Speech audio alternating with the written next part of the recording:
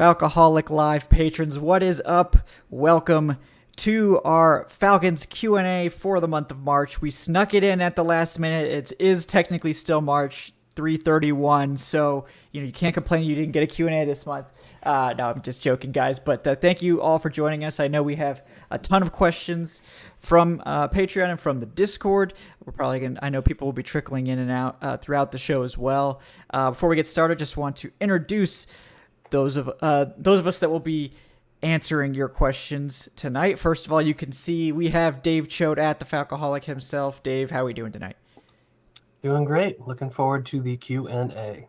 Absolutely. Always a good time. Also with us, we have making his final appearance on the Falcoholic Live. He thought he could get out of here without sneaking on one more show, but we do have DW at Falcoholic. Well, no longer. It's just plain DW now, right?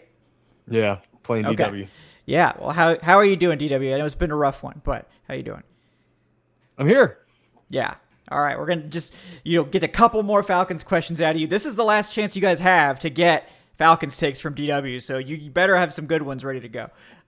We also got with us Evan Birchfield, Director of Guest Personnel. He's at Evan Birchfield on Twitter. Evan, how are you doing tonight? I'm good. Awesome. All right. So let's kick it off with some from Patreon. For those of you that are here in the chat, feel free to drop any questions you have in the chat as well. We'll get to those throughout the show. Thanks again for your loyal support. Before we started, did want to acknowledge our newest patrons. I believe we have one new person this month. We have Zen M17 at the Falcoholic tier, $25 a month. Zen M, really appreciate that, man. I'm sure we will get to know you more here over the coming weeks and months. Thank you so much for your support. Really appreciate that. I believe he might be from Australia because his email has an AU in it. So badass if that is true. Even if you're not from Australia, also badass. So just for the record. But yeah, let's get to, we have Kevin Dog asking, what are our thoughts getting the draft take started very early? I'm sure these will be mostly draft related.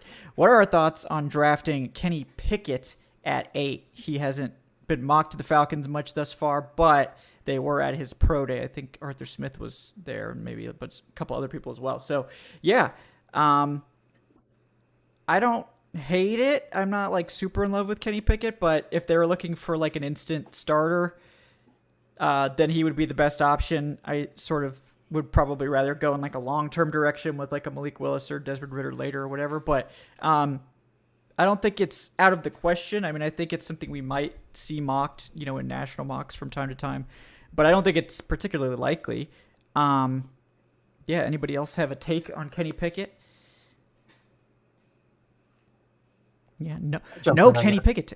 Well, I got all my Pitt takes from Aaron Freeman last night, so we should be good on the Pitt takes for now with Kenny Pickett. But I think my whole thing with any of these quarterbacks is if the Falcons take one at 8, that means they love them, and they must think. I don't know if this team is going to be true to absolutely the best player available, because I think a quarterback at 8 is probably not that guy. But anyone they choose from that sort of tier of quarterbacks is fine by me, as long as they get the time and grace to develop. Just don't get Bailey Zapp at number 8, and we're fine. Like I'm fine with him later, but like not at 8. Yeah, not at 8. 8's a little rich for that. All right. Yeah, I mean, I definitely agree there. I think I don't think a quarterback at 8 is most likely to happen, but I think if it is one, it's probably Malik Willis or Ridder in sort of like a shocker. But I sort of think they probably want to trade down for those guys if possible. Malik, they probably have to get him at 8, but Ridder, you would think they could possibly get a little bit later. All right, we got from Tyler Russell. What are the implications for the Falcons with Bruce Arians retiring in Tampa Bay? Yeah, None. Anybody? Yeah, yeah, exactly. I don't think it moves the needle a lot, to be honest. He's still there. Yeah, go ahead. Todd Bowles is a good coach. Good. Yeah. You guys had both the exact same take. I'm very impressive. Yeah, you said it at the same time too. That's crazy. But yes, totally agree with what you said. Todd Bowles is a good coach. They still have the same OC. And I thought I saw Arians is going to do like a more like an office role or something. Mm-hmm. Right. So he's still like present Yeah, But I think so. Yeah, I don't think it's a huge like Right. you know. Yeah. Yeah, and No, I think I agree. if Go you ahead. look at the rosters, Tampa Bay has still got to be, with Brady coming back, they still have to be considered the favorite, even with losing some guys. Um, they're still the best roster in the NFC South, and it's probably not even close now. The Falcons have obviously taken a massive dip. The Panthers still have major question marks at quarterback, and the Saints. I guess it depends on how much you believe in Jameis Winston. Yeah, I agree. I think I riled up a lot of people when I said that the Falcons still had the second best quarterback in the division, even after Matt Ryan left. So there was a lot of Jameis Winston stands in my mentions. So there's certainly some confidence there by Saints fans. I don't know how confident I would be. Did he officially re-sign with them or whatever? Yes, I think I so. saw yeah. Andy Dalton got signed by him. Or Yeah, I think too, Dalton's but just I going to be guess the that's backup. Yeah. Yeah. Their quarterback competition is Winston versus Dalton. Yep. Oh my god, That's very exciting stuff. You got to throw Ian Book and Taysom Hill in there. Oh though. yeah, don't forget like I $18 saw million he's gonna man. play tight end or something. I've never seen him That'd play be tight end interesting. before. Yeah, that'll be I weird. haven't either. because that worked so well with Tim Tebow. Yes. Hey, look, when you can get that level of dual threat athlete, okay, on the field in any capacity, you just have to do it. Okay, he's gonna Are we just. still talking about Tebow? Oh yeah. He's got that it factor, DW. Okay, that doesn't. Nothing else matters. He if just you have wins the it factor. games. He just wins. He's just a winner. So, all right, we got some from Daryl Moore. Thanks, Daryl. Yeah, let me see where we can start with this. He says, first off, we want to thank everyone for what they do for the Falcons and the community, like the social media community and just Falcons Twitter in general. Okay, his first question is he wants us to try to put into words how atrocious our pass rush last season was, and he wants it sort of in the form of like a Dave Choate, Matt Ryan scrambling tweet, like a silly anecdote for how bad the pass rush was, like a baby giraffe trying to run away from a leopard or something, like in that vein. So does anybody have Our pass rush was like a mouse and two separate mouse traps trying to get outside. I like that. That's great. That's a pretty good one. All right. I don't know if I can top that. So Yeah, I don't think anybody can. yeah, that's why Dave's here. We need the anecdotes, and he's right. He's just so quick with them too. It's like his superpower. All right. It's watching the Falcons long enough. It just has poisoned my brain so that everything, if it's about something that doesn't look right or is wrong or bad, like I got the analogy. Yeah. All right. Let's see. So, Guy Fieri, aka Soler, is next. He is asking, with how the NFL is shaping up, what do you guys think will be the two conference championship matchups this year? You would have to think for the NFC, like Los Angeles Rams and Bucks would be up there. I sort of think the Rams will be at least one of the two. I'm not entirely sure about the other one. I mean, Bucks probably be the favorite, I guess. I mean, the Packers are involved as well. Without Devontae Adams, I don't know. I don't know. I mean, I feel like that team is always sort of overrated, but I don't know who other than those three, because I really don't see like the Saints doing anything. The Panthers aren't going to do anything. Maybe, I don't know, like the Vikings just seem like they might make the playoffs, but like, are they really going to make the conference championship? Dallas, maybe. Yeah, Dallas. Bengals got a better. Oh, we're just talking about NFC. Yeah, we're gonna do AFC next, but yeah, I mean, okay. I sort of think like Rams, Bucks, or Rams, Packers probably. 49ers, Yeah, maybe. Seems like Cowboys are always hyped, but it just never happens. Yeah, exactly. The Cowboys will probably make the divisional. Like they'll be like the 1 seed in the divisional and then get sent home in the first round. Seems what usually happens. I would think the 49ers. I guess their big question mark at quarterback is going to be a thing there, but they've got talent. They're probably flying under the radar for being one of the more talented NFC teams. Yeah. And then Shanahan, obviously running that offense. I would keep an eye on the 49ers. I feel like people forget they made the playoffs this past year with Jimmy G. So yeah. Mm-hmm. No, I agree with that. I would say like the 4 are probably like Rams, 49ers, Packers, Bucks, and 2 of those will probably make the championship game unless we get some kind of crazy dark horse like the Bengals last year. For the AFC is like really hard. You know, I would think the Bills would probably be up there. You know, the Chiefs, obviously, like every AFC West team except maybe the Raiders. I don't know. I think the Colts have a legit shot at going deep this year. Yeah, the Colts too. Now that quarterback is settled. The Dolphins are freaking loaded now and have a good coach. That one's really hard. Dolphins have Tua, so we'll wait to see how that plays out. But even then, like it could if he's even like just okay, it could work out for him. But that's how loaded the AFC is. Yeah.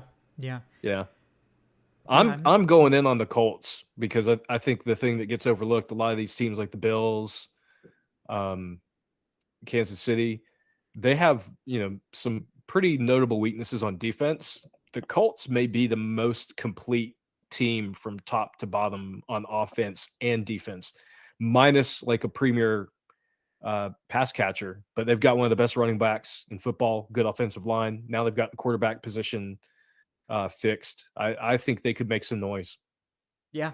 I agree. That's sort of an under the radar one too. That AFC is much harder to predict. I'm not sure that I can pick just 2, but you know, since I live in upstate now, I have to go with the Bills for one. But yeah, I was going to say the Bills. Like to me, that team has been built so deliberately, and they seem to actually learn from their mistakes. Like a million things can go wrong, but they're just so talented. I think they've had another, good start to the offseason. Like to me, they were so close to making it a year ago. I think they'll probably do it this year. Yeah, I think they're close enough that I think this is the year. If they're going to get there, they probably are going to get there this year. They sort of need to. So, so those are the 2 that I would be keeping an eye on. All right, we got another one from Daryl Moore. Let's see. He wants to know our thoughts on Sauce Gardner at 8 now that we have Casey Hayward.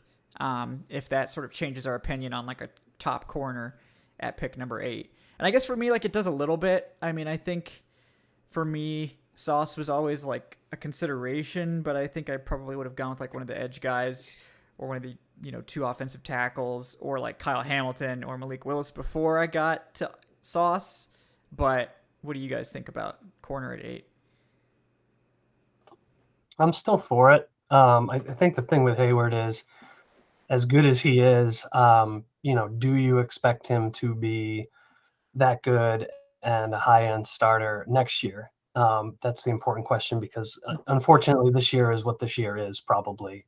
So he'll be great. The corner play will be one of the highlights of the season. But, if you're going to draft somebody, if you think the best player available at 8 is a corner, you're going to need that on the line still, even with some of the depth that they have on hand. So I would not pass up that opportunity if you really believe, Sauce Gardner is the best guy available. And I think that's a legitimate possibility. Yeah. Anybody else have cornerback at 8 takes? I think it would be Sauce if they took one. I mean, I like Andrew Booth, but I don't think anybody else does like that. I think in general, where the Falcons roster is at, you can justify any position. And Hayward doesn't feel like a long-term plan guy. It feels like a, next couple of years. I think you still want someone that's going to be, you're going to plan on having here for 10 years with AJ Terrell.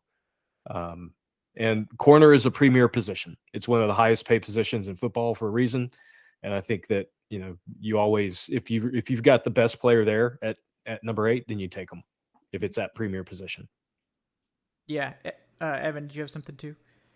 Oh, I was basically going to say the same thing. If you believe he's, the next great corner and that you can put next to AJ Terrell for a decade or whatever, then you get him. But, I mean, I've always been more pro like pass rush, even though that never happens in Atlanta. But, I think if you believe in him, you take him, obviously.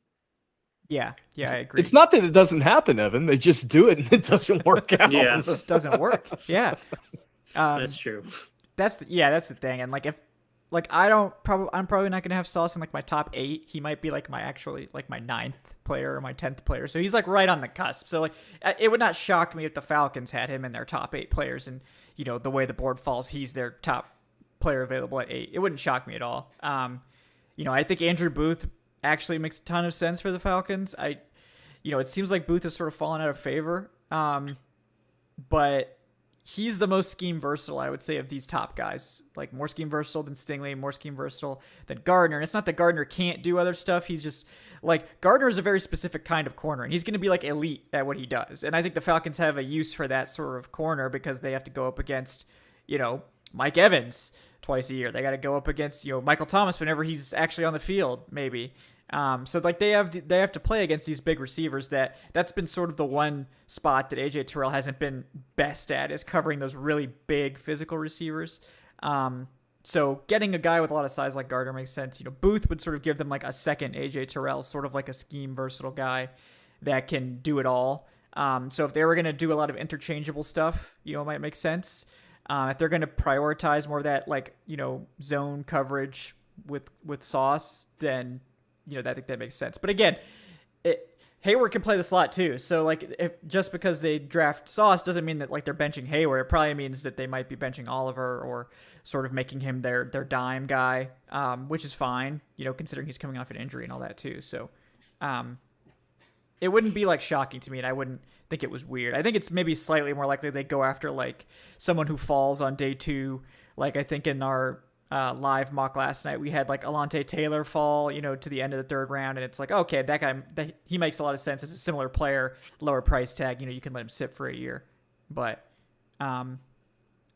yeah, I really we don't have any intel on like who the Falcons really like. So it's going to be really hard to say like who they're going to pick, because it's 8. Like at 4, it was pretty easy. It's like, it's either going to be a quarterback or it's going to be Kyle Pitts. So that's pretty much it. At 8, it's a little bit harder. So we'll see how that goes. All right, from Moonstar on Discord. What's up, Moonstar? That's one of the best names on the Discord, I think.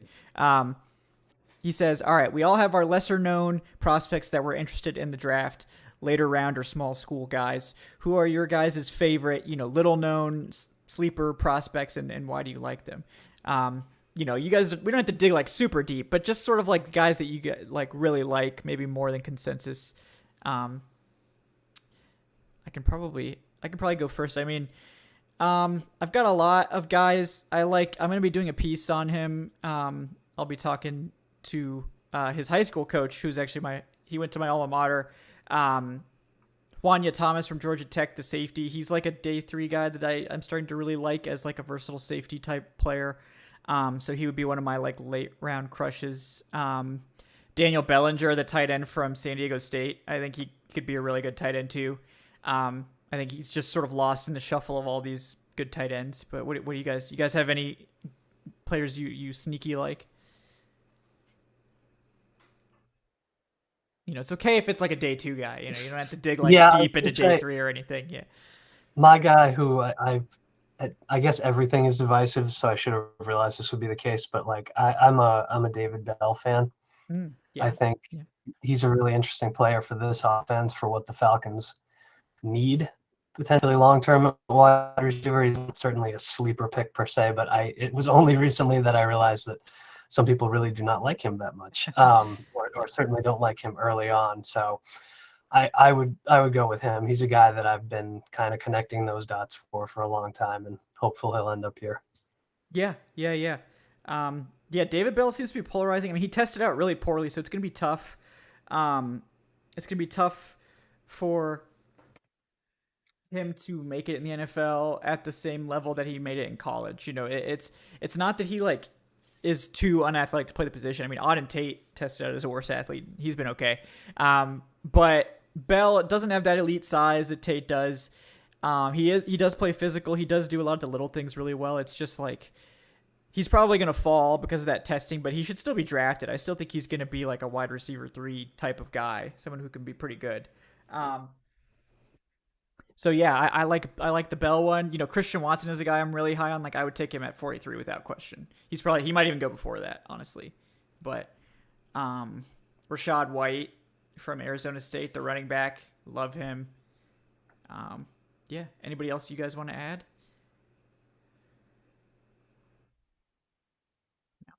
All right.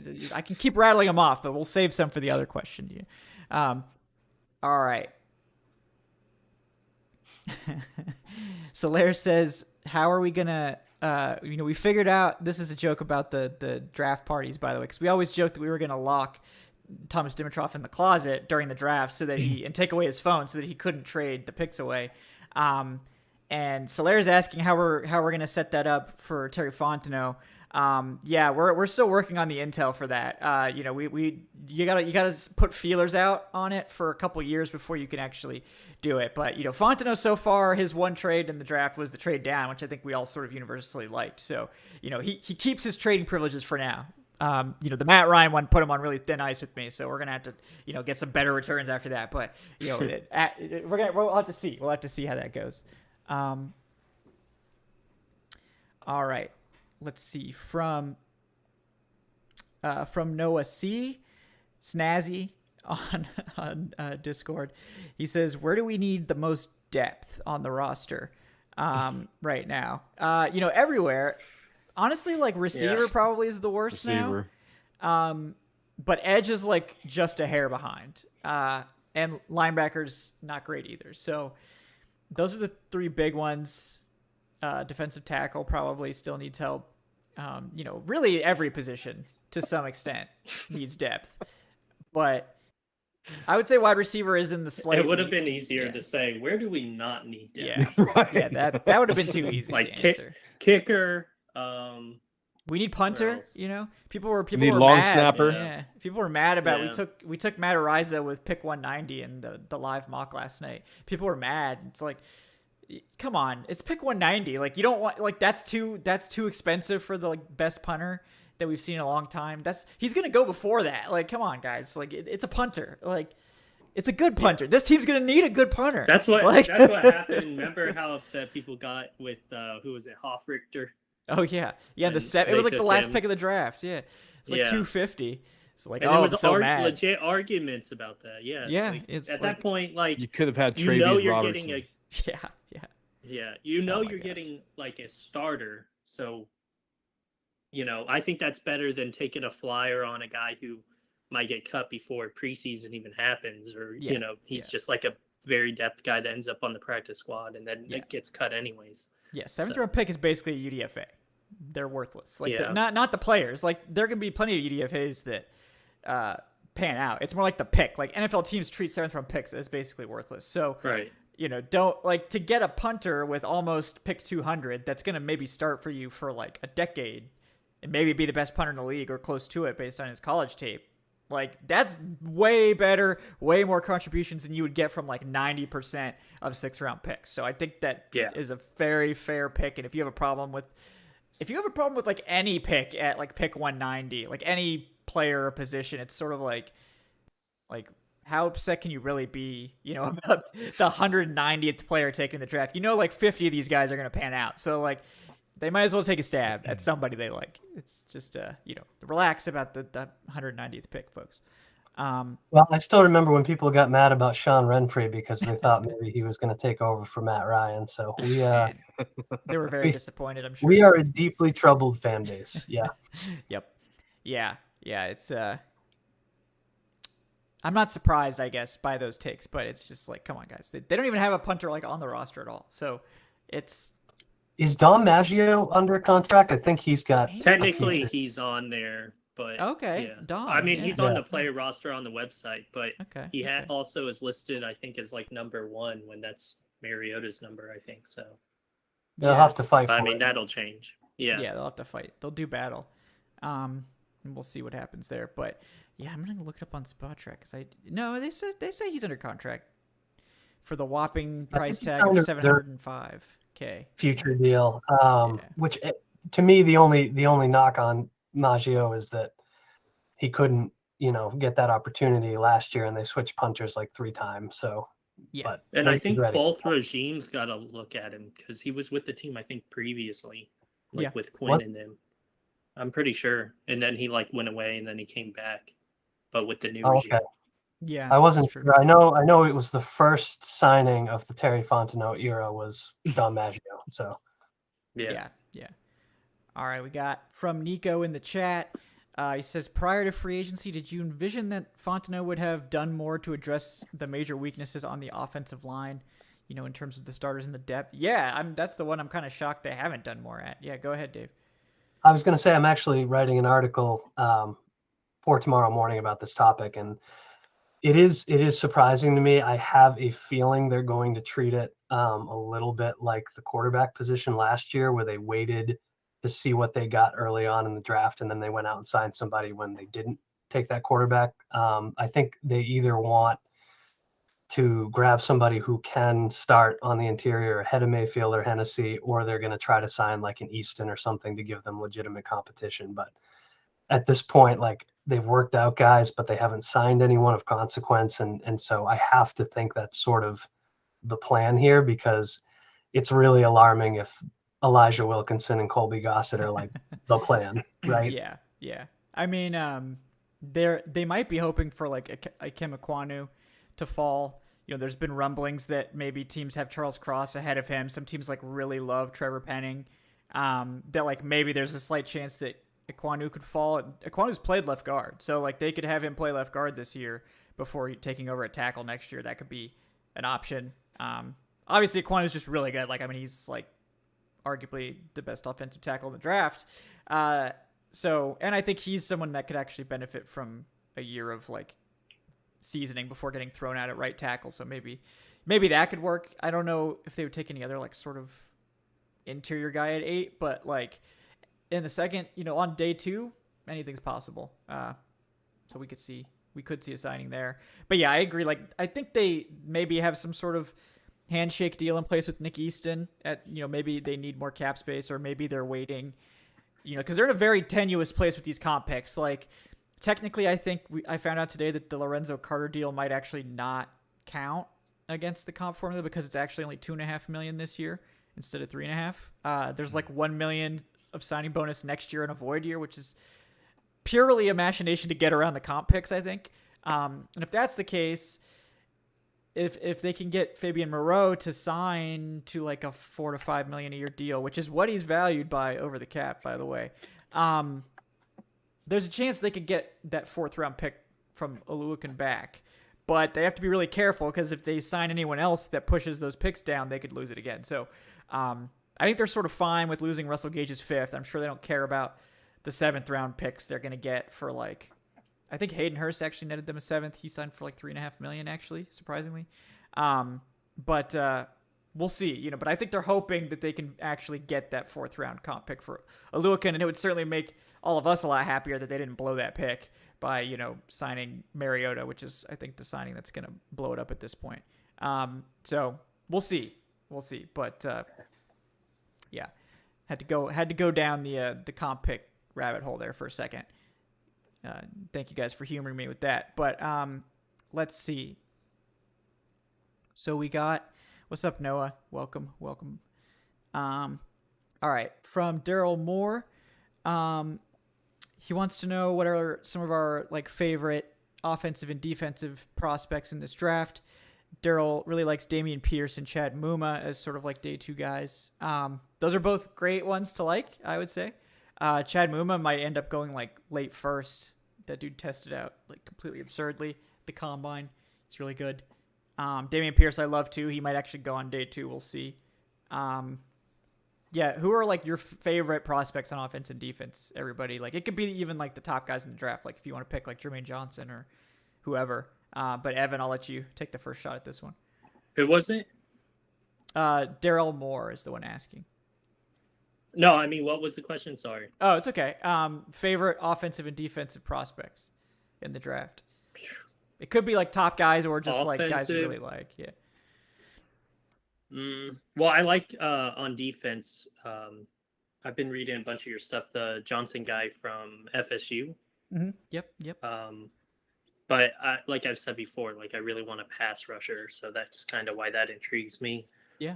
Offensively, I have no idea. I mean, I get the only thing that worries me with taking a quarterback that high is like you have to think they're your future, like not just because crap, we don't have Matt Ryan anymore, we need a quarterback. So I get the like, Kenny Pickett talk the Willis kid though, he kind of intrigues me to where if they want to take quarterback, that's who I would probably go with, just because I think that's having that mobility and stuff adds another weapon. But yeah, I mean, I don't have a strong opinion on the offensive side. That's fine. Yeah. Yeah, DW, do you have any top players that you like on both sides of the ball? Yeah, I like offensive line. Bernard Raymond, Yeah, tackle yeah, out of Raymond. Central Michigan, seems sort of in that mold of a really, really athletic I think he was a former tight end that converted. Yeah. Yeah, he's someone I think if you could get him in, day 2, would be, potential long-term starter on the outside. So Yeah, he reminds me some of who's the Raiders guy? Colton Miller. Mm. Who like obviously had a really, really, really rough rookie season, and he got drafted in the first round. So they're like, "Oh, he's playing." This was always a guy that like is exactly like Raymond in that he's super athletic, but like needed a year, needed to keep getting stronger. And now he's like a top, left tackle. So like that's probably what you're hoping for with Raymond. And I think you could probably get Raymond, second, third round, as opposed to having to spend like a top 20 pick like Colton Miller. So I also like that better. Yeah. That's a good one. Dave, you got any guys you really like? I really like Breece Hall, which is kind of a shame for me because I'm not sure they're going to invest in running back early with the collection of 30-somethings that they built up over here. But I love Kyle Hamilton. I really do, and I think that if teams are going to be a little bit out on him because he didn't have the most impressive 40, then let's get him. Let's do it. Yeah, that's so stupid. That's fine with me. But I'm still, I'm still firmly in that camp that this team needs a young running back to kind of build this thing around for a few years. That cheap rookie contract, that fresh set of legs. I know they can continue to do like the 3 veterans who can all handle, certain number of touches, but I would love to see Hall in Atlanta. Yeah.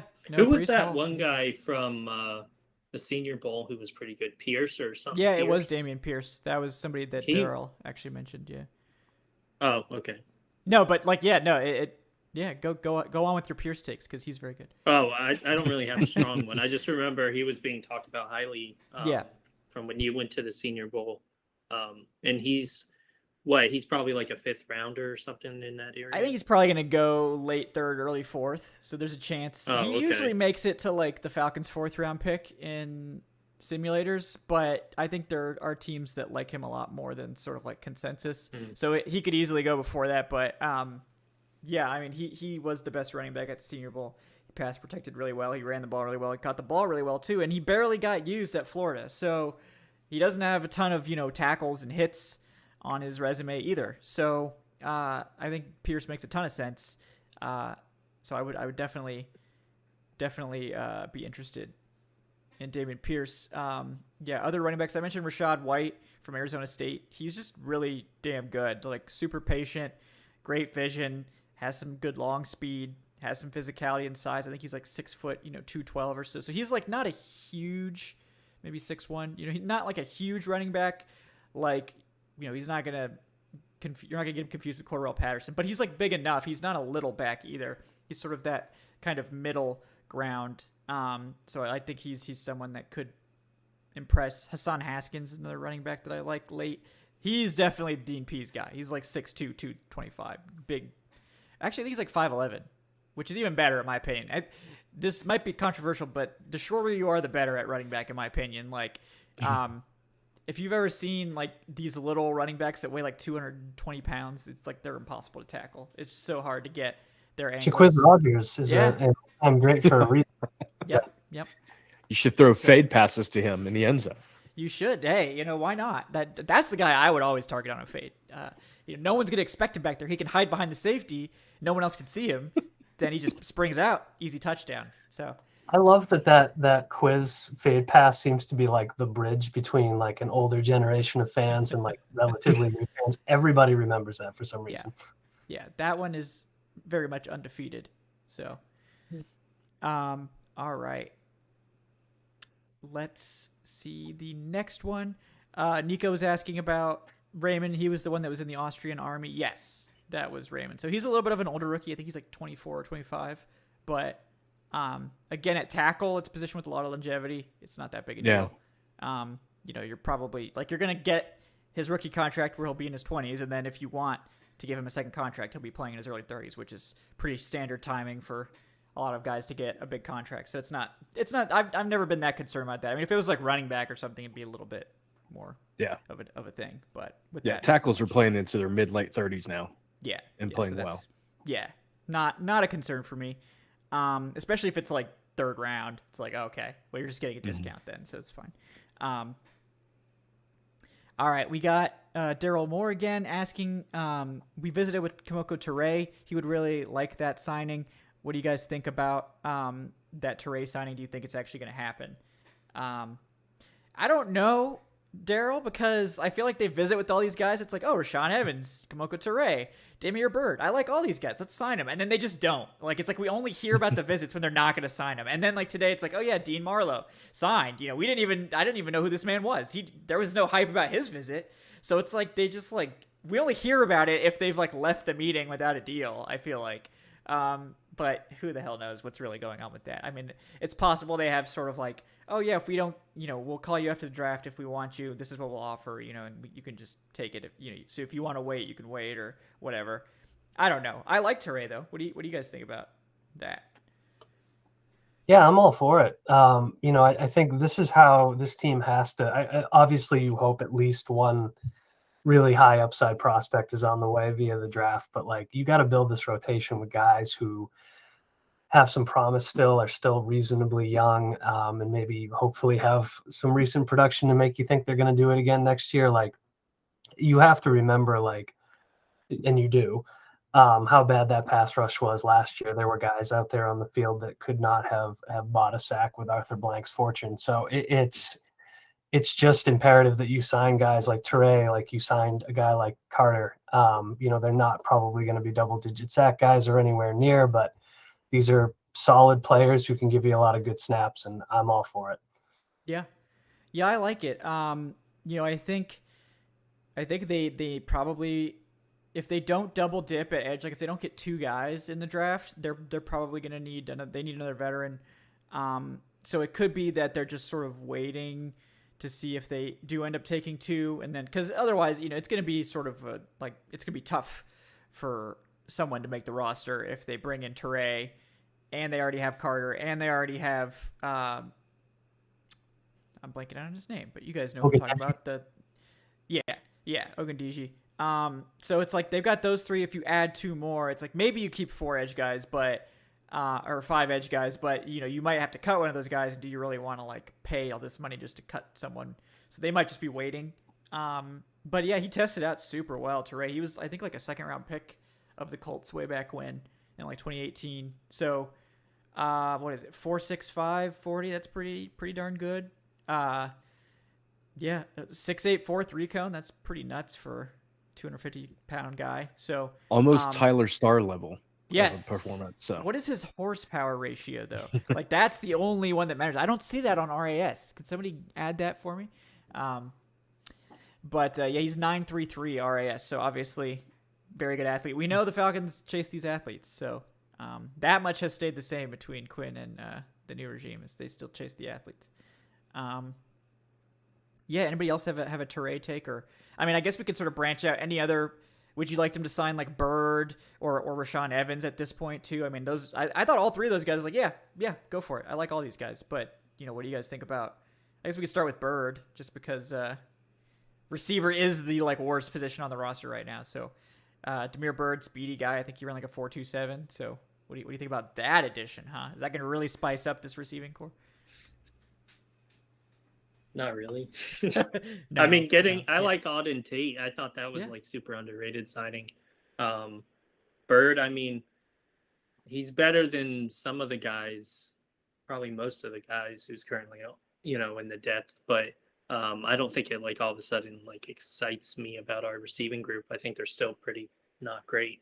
But yeah, I agree. he's not like a super, like, again, these guys aren't like needle movers in terms of like, this is going to put us over the top for the playoffs or something. But like Bird gives them like a reliable, experienced NFL, like deep threat speed guy. Someone who's played a lot of football. Cause right now it's like Auden Tate is sort of the wide receiver one, and that's not a great situation. I mean, Kyle Pitts is the wide receiver one, but, Auden Tate, wide receiver 2, Lamine Zaccheaus, wide receiver 3. You get maybe Damiere Byrd in here in that range too. Then it's like we don't need Frank Darby and Austin Trammell to be like top 3 wide receivers on this roster. That'd probably be best. So as much as I love Austin Trammell, I'm definitely a Trammell stan, but I'm not really expecting him to sort of take on a wide receiver 3 role in his first like real season with the team. So maybe eventually. Rashaan Evans too. I think that might be my favorite of all of them. I mean, he didn't live up to his like first round sort of status, but I thought he was still like a solid starter. And I think they need solid starters at linebacker. It's just Deion Jones, who the hell knows if he'll even be here in training camp. And then Michael Walker, who I think if you want to pencil him in as a starter and give him a chance, I think that's totally fine. But I guess I just have a hard time believing Deion Jones is really going to play games for this team this year. If they trade him after June 1st, they save a ton of money. I don't think they're going to get anything back. Like, I mean, they might get like a 2023 6th rounder or something. But, I think they still need linebackers, basically. And they could get one in the draft, too. I know someone mentioned Chad Muma. There's a lot of good linebackers. It's a deep class, so that could be an option. But sort of dicey if you go into the draft, because you might want to take other players instead of a linebacker, which is exactly what we did on our live mock last night. There were lots of good linebackers available, but we always wanted to take something else. So, it's nice to have the flexibility to say, actually, we can take this second wide receiver. Or if like Eric takes over the draft machine and just picks Wan'Dale Robinson without our consent. No, I'm just kidding. He did pound the table for Wan'Dale. That's his boy. So, yeah, let's see. I think we got a few more. Noah Cook asking for our thoughts on D. Alford, who I think was that the CFL guy that they signed earlier this offseason? I'm trying to remember.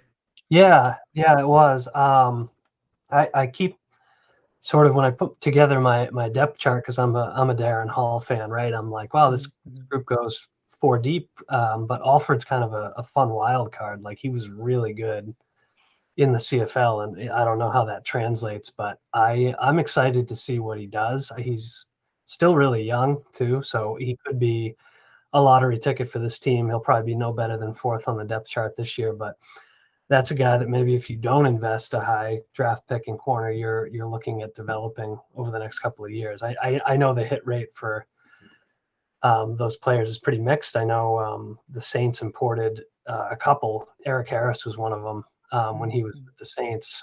So the Saints when they had Fontenot, sorry.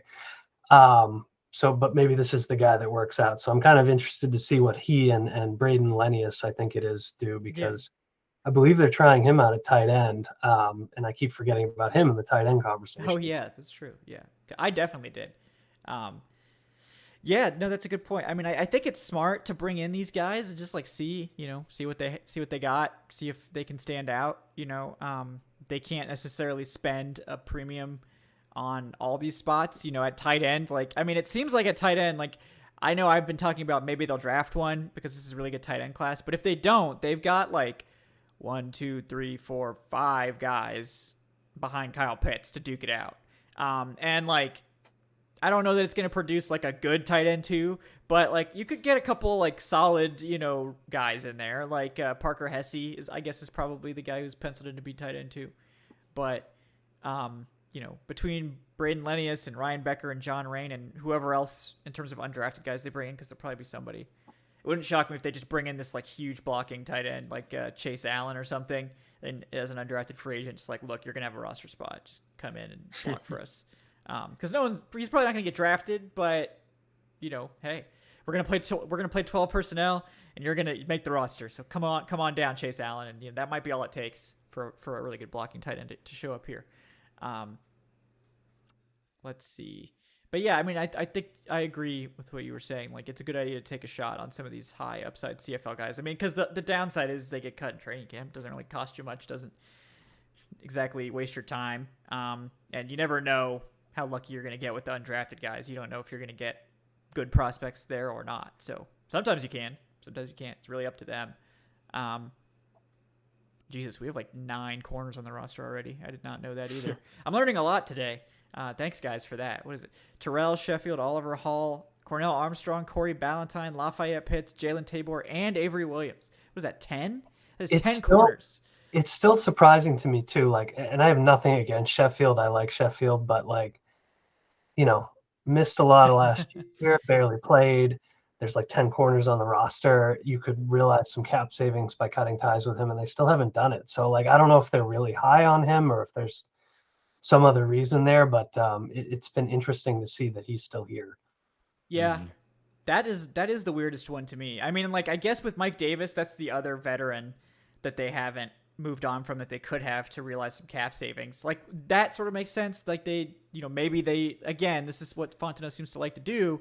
They want to have the ability to pass on a position if they, you know, don't need it. So, like, at running back, it's like if you keep Mike Davis, you've got Mike Davis, Cordell Patterson, you add Davian Williams, Quadri Ellison comes back, and then you have Caleb Huntley as, like, you know, camp competition practice squad. Like, you don't have to add something there. I mean, I think it would behoove you to, but you don't have to. So it must be a flexibility thing. But I think, I don't know about Sheffield. I don't really get that one. So do you guys have an explanation? You know, is it because he ran that 4.3? Is that still buying him a spot on the roster? I don't get it. Yeah, I have no idea. But it's like, what is it? Yeah, I think honestly with him and Mike Davis, they could cut both after the draft or in camp or whatever. They still get the savings. I think as long as they do it before week 1. So, like, if they're at all interested in them and they don't need the money, they could just sort of hold them, and then if they decide they need the money, or if they decide, okay, we're ready to move on, they could just do it and get the savings, you know, pretty much at any time. So I think that's probably what they're doing. They're like, well, let's just hold these guys for now and we'll see what happens. So I mean, we've seen them do it before. They did it with Sanat for like ever, it seemed like. Yeah, he was just present for some reason. I think they just forgot he existed. They're like, yeah, oh, they were shit, like, oh wait, is he still here? Like, oh wow, Who's this guy? I thought we sent you your like cut papers like a while ago. My bad, dude. But yeah, poor Sanat. Did he actually end up catching on? I know he got signed somewhere. I have no. Did he get signed somewhere? I need to didn't think find he out got now. signed. I need to know. We're doing Sanat research. Right. Yeah. I always I feel bad for those guys that, like, it was like this with Allison last year too. Like, it felt like he was one of the most frequently praised guys all summer. Yeah. And all of a sudden he got cut out of nowhere. It's like these guys either get pumped up by the coaching staff and you're like, oh, they like him, and then they end up parked on the bench or cut, or like that happened with Ricardo Allen too. I still remember I tweeted something, you know, it was like, who was the worst pick this year? And I was like, well, I think it was Allen, because for some reason they cut him, and like Allen liked that tweet. Yeah. Like, I don't know. But you know, it's interesting to see, like, yeah, who does and doesn't stick around. Like, I just don't think he ever really got a great shot there. No, that was always a weird pick too. It just like he was like this nose tackle, but they like were paying a bunch of nose tackles, so it was just like odd from that angle. And then like they really needed like a pass rushing running mate for Grady Jarrett, and they just like refused to draft that guy. They're like, no, we're gonna draft like a nose tackle that might have pass rushing upside, and then we're gonna draft Marlon Davidson, who's like a edge defensive line hybrid. And then, you know, so it's like that was one of the spots that, outside of lucking into Grady Jarrett in the 5th round, Dimitrov just could not do, was defensive tackle. I mean, Hagman, Sanat, Vance Walker, they had a little bit. Vance Walker, he's got that one. And obviously Jarrett is a big hit, but Corey Davis, or not yeah, Corey. Davis was good. Corey Davis was good. Peters? Corey Peters. Yeah, Peters, that's right. Yeah, it was Peters. Yeah. I'm sorry. But he let those guys, he let the only good ones he drafted walk. Yep. Vance Walker and Corey Peters. So and kept Pariah Jerry. Yeah.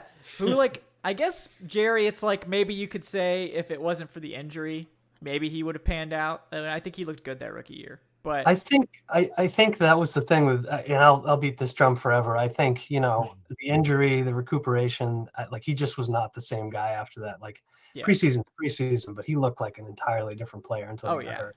Yeah. He looked honestly like it was exciting until the injury. So I try to like give a little bit of leeway for the guys that get hurt just because you don't really know. But everywhere else there were misses. So all right, we got one more question that we have to get while DW's here. And it was from, I believe it was Solaire. Yeah, so Solaire wants to know, in honor of DW stepping away from the Falcoholic, he wants to know what our favorite DW memories, either on shows or in our interactions, what our favorite DW memories are. It's tough to pick just one, but any of the tequila DW interchanges, I think, are my favorites, just because you never know where they're going to lead, but they always lead to the same place. It's kind of like a weird dichotomy like that. But those I always thought were really funny. Yeah, that's the one that immediately comes to mind for me. But Dave, what's a good DW memory that you got? I have so many good DW memories. It's hard to pick just one, honestly. Me leaving. That's his favorite right now. No, it hasn't happened yet. It's not a memory yet. No. First of all, and second of all, no. I think it's just that over the years we've grown old and bald together, my friend. It's boy, you've been here since 2010. Mm-hmm. Is that right? Yep. Yeah, 2010, and just like all of the ridiculous things that the Falcons have put us through over the years, and just all the being drunk and watching Falcons games and complaining about them together has been pretty great. So I will miss that, but I'm still going to harass you via other means. So don't worry about that. You can't escape. That contract's signed in blood. So yes, as I like to say. Yes, yeah. as we often say. Evan, any DW memories that you want to share? Yeah. Well, it's kind of two, but they're not long. One is DW was vacationing where I live in Florida, so we just hung out and talked about like life and a little Falcons football, but life in general. That was special to me. And then doing the post games, just the post game podcasts on the Falcoholic, and showing up after the Falcons, like for example, like do something stupid where they don't recover an onside kick. Yep. We'd show up, and it was audio only, so I couldn't see him, but he'd be tell. like, yeah. He'd be like, "Hey," I'm like, "Hey," and he's like, "Yeah," like, yeah, like we didn't. It's like we were defeated together, and then the second the podcast kicks on recording, we're like, full go on like analysis, but we show up, it's like punching in the clock, like, oh god, here we go. They're at it again. That was always nice. Yeah. That reminds me of another DW memory.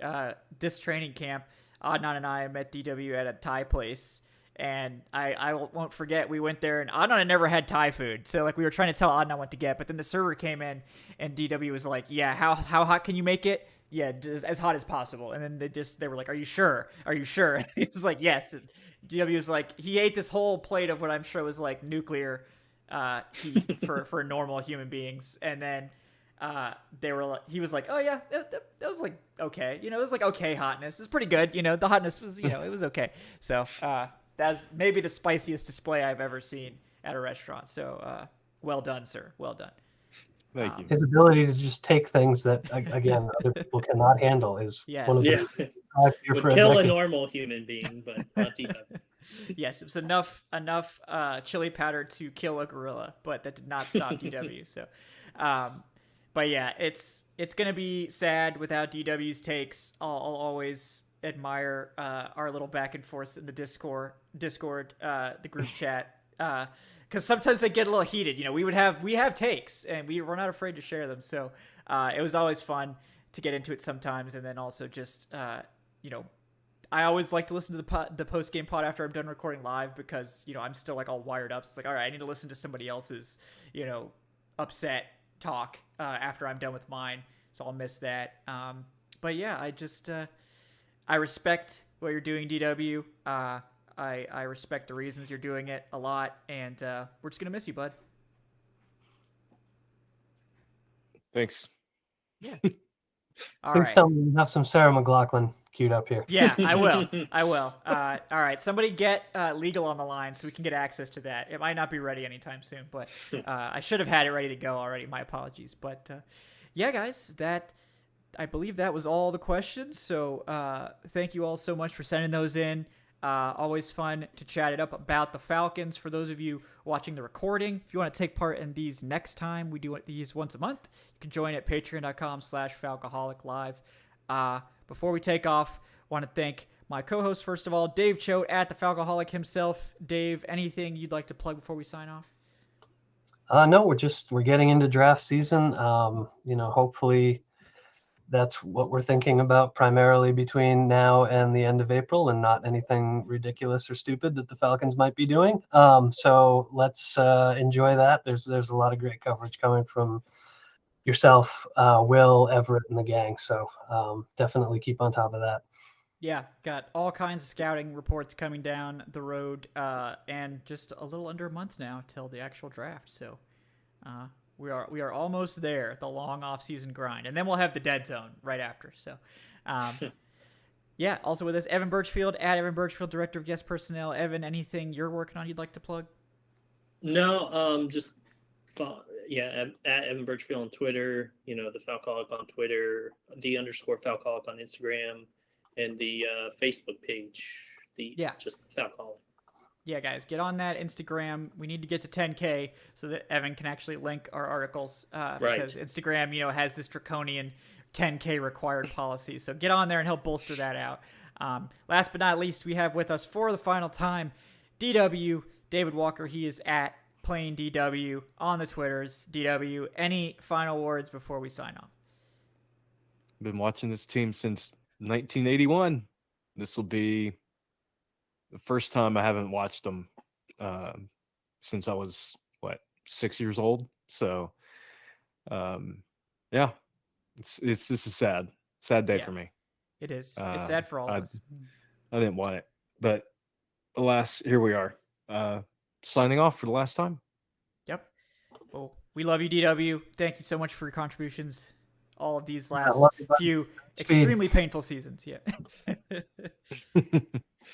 All right, guys. Again, thank you all so much for tuning in. We will talk to you next time on the Falcoholic Live. Look for us Wednesdays at 8 p.m. Eastern here on the YouTubes.